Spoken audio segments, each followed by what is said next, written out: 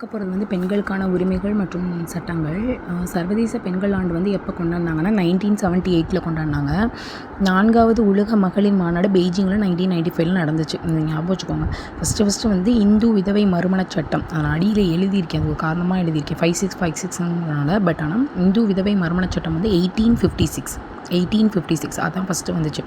ராஜா ராம்மோகன் ராய் அந்த டைமில் இருந்தது. அதனால் இந்து விதவை ஏன் பொண்ணுங்க கட்டக்கூடாது, திருப்பியும் விதவையாக இருந்தால் ஏன் மறுமணம் செய்யக்கூடாது, சதி திட்டம்ல இருந்தனால அதை எதிர்த்து இந்து விதவை மறுமண சட்டம் 1856 வந்து கொண்டு வந்தாங்க.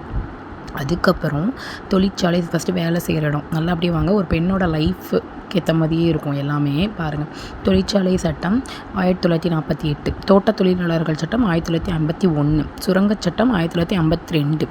இதுவெல்லாம் வந்து அவங்க வேலை செய்கிற இடம். 48, 51, 52 தொழிற்சாலை, தோட்ட தொழிற்சாலை, சுரங்கம்.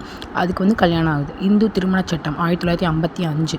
அடுத்து கல்யாணம் ஆனதுக்கப்புறம் குழந்தை, இந்து வாரிசு சட்டம் 1956. இந்து திருமண சட்டம் 1955, இந்து வாரிசு சட்டம் 1956. அதுக்கப்புறம் வரதட்சணை தடை சட்டம் 1961, வரதட்சணை தடை சட்டம் 1961, மகப்பேறு நலச்சட்டம் 1961. இது ரெண்டுமே ஒரே டைம், அதாவது டவுரி அதுக்கப்புறம் குழந்தை, இது ரெண்டுத்துக்கும் சேர்த்து வரதட்சணை தடை சட்டம், மகப்பேறு நலச்சட்டம் 1961.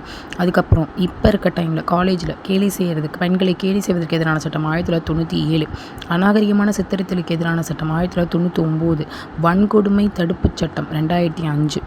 இது எல்லாமே ஒரு கோர்வையாக இருக்க மாதிரி தான் இருக்குது. ஸோ இதை அப்படியே ஞாபகம் வச்சுக்கோங்க.